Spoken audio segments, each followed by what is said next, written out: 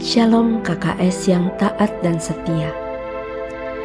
Dalam pasal ini, Ayub mengenang kehidupannya di masa lalu, sebelum kebangkrutan menimpanya.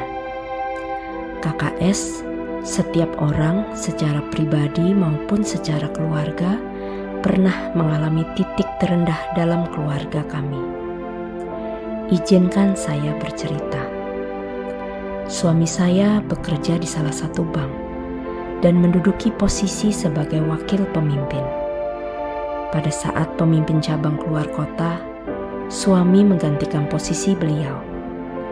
Pada saat itu ada oknum di dalam kantor yang hendak membobol uang, dan puji Tuhan suami dalam keadaan siaga sehingga segera dapat menyelamatkan uang perusahaan dan tidak berhasil dibobol.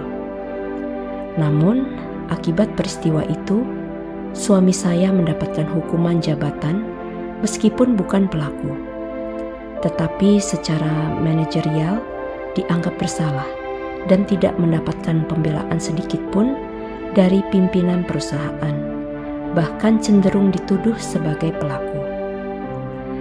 Maka yang terjadi adalah semua fasilitas yang diberikan kepada suami ditarik sehingga kendaraan, uang, jabatan, semua dicabut. Bisa dibayangkan rasa malu yang kami alami karena mata orang memandang sinis kepada kami akibat fitnahan dan tuduhan palsu tersebut. Saat itu saya baru mengandung anak ketiga dengan usia kandungan 4 bulan. Saat ini sudah berkuliah di Universitas Diponegoro. Saya merasakan semua orang menganggap kami penjahat. Tatapannya sinis. Sementara di sidang pengadilan pun tidak terbukti sama sekali bahwa suami saya pelakunya. Namun hukuman tetap berjalan. Saya ingat betul apa yang saya lakukan waktu itu.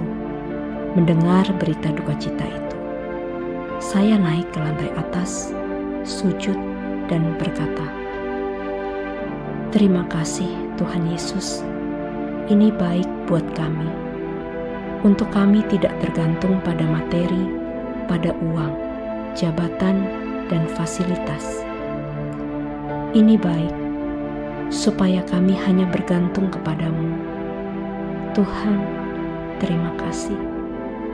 Kami harus melewati salib ini seperti Engkau difitnah, dicambuk, dihina, dibuat miskin, tapi kami belum sampai mencucurkan darah.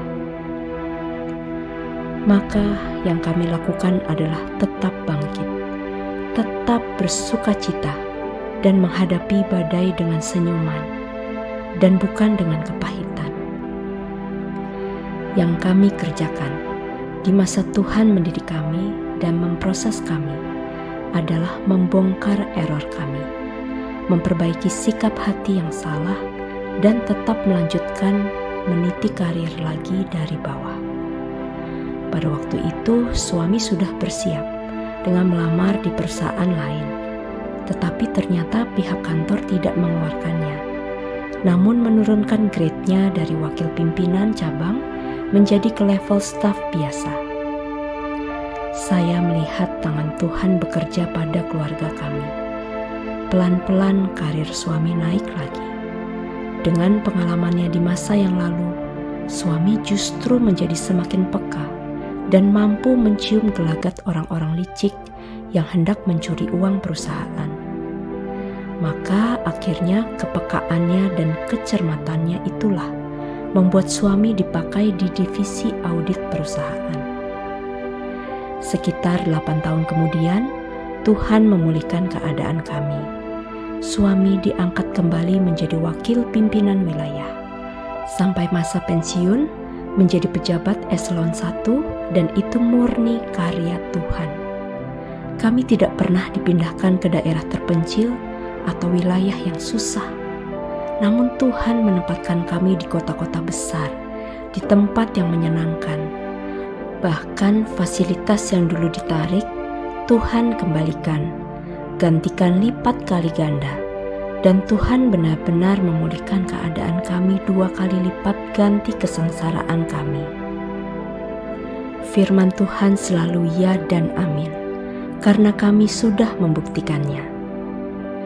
KKS, jika saat ini engkau sedang dalam situasi di mana menghadapi badai yang seolah tak kunjung usai dan reda, percayalah pada waktunya akan usai. Saya bisa mengajar, kehidupan berjalan dengan Tuhan bukan kata orang, tapi benar-benar melewati masa-masa susah itu, difitnah, dihabisi, dipermalukan. Tuhan sungguh hadir. Di tengah badai, kita malah akan mengalami promosi, tentu dengan sikap hati yang sudah dimurnikan Tuhan. Stop mengingat kesuksesan masa lalu. Hidup kita itu hari ini, dan besok apa yang harus kita kerjakan supaya makin baik dan semakin baik. Perhatikan ini.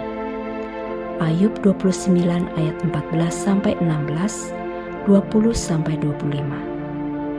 Aku berpakaian kebenaran dan keadilan menutupi aku seperti jubah dan serban. Aku menjadi mata bagi orang buta dan kaki bagi orang lumpuh.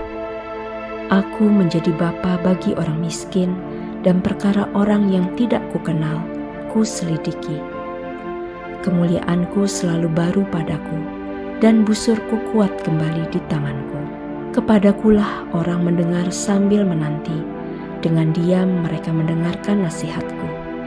Sehabis bicaraku, tiada seorang pun angkat bicara lagi, dan perkataanku menetes ke atas mereka.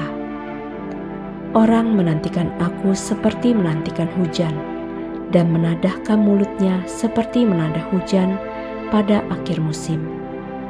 Aku tersenyum kepada mereka ketika mereka putus asa, dan seri mukaku tidak dapat disuramkan mereka.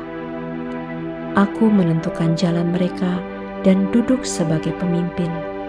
Aku bersemayam seperti raja di tengah-tengah rakyat, seperti seorang yang menghibur mereka yang berkabung. Ayub 30 ayat 1, 9-11, 15, 19, 20, 24-25. Tetapi sekarang aku ditertawakan mereka yang umurnya lebih muda daripadaku, yang ayah-ayahnya kupandang terlalu hina untuk ditempatkan bersama-sama dengan anjing penjaga kambing dombaku. Tetapi sekarang aku menjadi sajak sindiran dan ejekan mereka. Mereka mengejikan aku, menjauhkan diri daripadaku. Mereka tidak menahan diri, meludahi mukaku. Karena tali kemahku telah dilepaskan Allah, dan aku direndahkannya, dan mereka tidak mengekang diri terhadap aku. Kedahsyatan ditimpakan kepadaku. Kemuliaanku diterbangkan seperti oleh angin, dan bahagiaku melayang hilang seperti awan. Ia telah menghempaskan aku ke dalam lumpur, dan aku sudah menyerupai debu dan abu. Aku berseru minta tolong kepadamu, tetapi engkau tidak menjawab. Aku berdiri menanti, tetapi engkau tidak menghiraukan aku. Sesungguhnya, masakan orang tidak akan mengulurkan tangannya kepada yang rebah, jikalau ia dalam kecelakaannya tidak ada penolongnya? Bukankah aku menangis karena orang yang mengalami hari kesukaran? Bukankah susah hatiku karena orang miskin? Segala yang dilakukan Tuhan semata-mata selalu berujung kebaikan bagi kita.